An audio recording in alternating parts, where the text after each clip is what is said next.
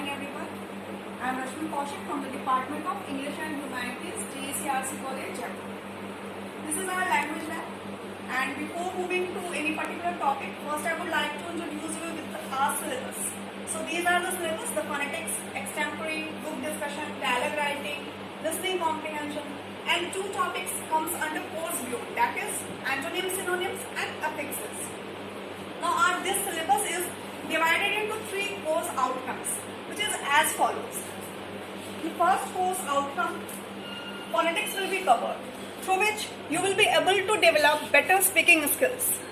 In the second course outcome, you will be able to cover group discussion and listening comprehension, through which it will help you to groom yourselves in a holistic way through various activities like this group discussion, listening comprehension skills, etc.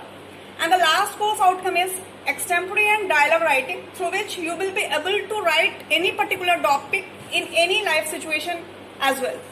So these are the course outcomes. Now I would like to move on a particular topic, that is group discussion. Now when I say group discussion, it sounds as if people more than 3 to 4 are given any particular topic and they used to discuss over that. So this is also basically the same. So these are some of the characteristics of group discussion. These are the do's, don'ts and the importance. So the first topic is characteristics. So what are the characteristics of group discussion?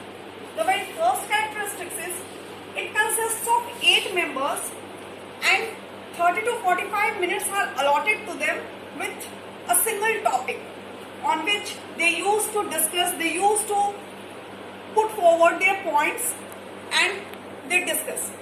The second is it's a goal-oriented interaction. Means when a topic is given, they have to give their opinions and it should be goal-oriented. Means the statements should be relevant to the topic. The third is shared leadership. Means in a group discussion, when there are 2-3 teams, no one is a particular leader. Everyone has a shared leadership and has to perform his or her duty.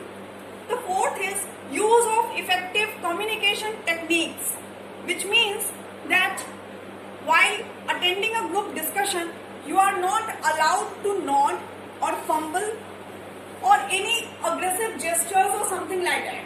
Means you have to use short. If I talk about the language techniques, then you have to use short and simple sentences.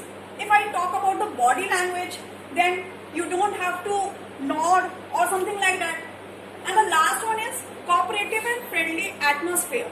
Means in a group discussion, it's completely obvious that anyone can give his or her point through which you will agree, to which you will disagree, So you don't have to be very aggressive or you don't have to speak in anger. You have to create a very friendly and cooperative atmosphere. So these are basically some of the traits and the characteristics of group discussion. Now I would like to move on the do's of group discussion. Means what you have to do while attending any group discussion. The first is take care of your body language. As I said that you can't nod, you can't fumble, you can't show your aggressive gestures or facial expressions which show your aggression. So that comes under your body language. The second is always talk politely. It's very much similar to the first point that you don't have to show your aggressive gestures or facial expressions. You have to be very polite in whether you are disagreeing it or agreeing to it. So you have to give a very polite gesture. The third is organize your thoughts properly before speaking. Means when you have to give your point or your opinion, undoubtedly there might be 3 to 4 sentences. So first you have to organize them in order. Means if the first sentence creates much importance, it should be at the first place. If the second sentence consists of lesser information, it should be at the second, and the least consisting information should be at the last. The fourth point is be objective in your approach. Now as I said that the topic and the content or your presentation should be relevant to each other. You don't have to give irrelevant statements. You have to be very objective. The topic which you have been given, you should be supposed supporting your contents according to the topic only.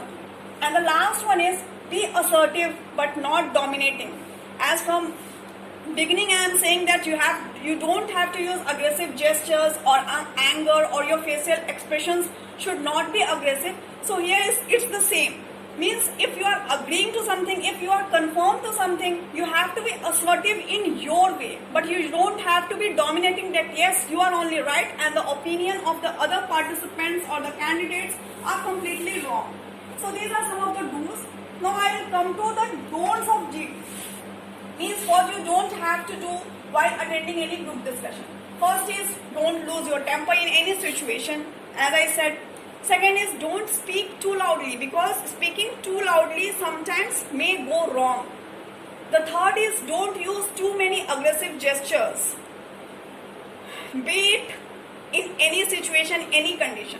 The fourth is don't try to dominate the proceedings. Means if someone is speaking or people are discussing, you don't try to put your point very aggressively or very dominantly.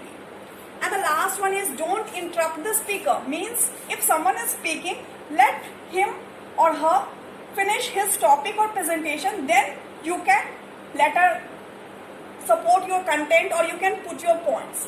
So these are some of the don'ts.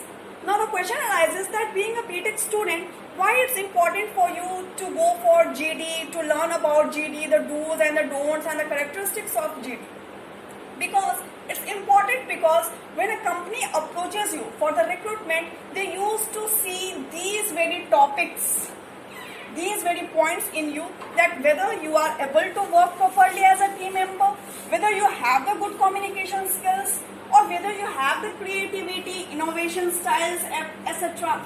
And the last and the most prominent is the leadership quality, whether you have the leadership quality to work on any project with lot of members in any particular company.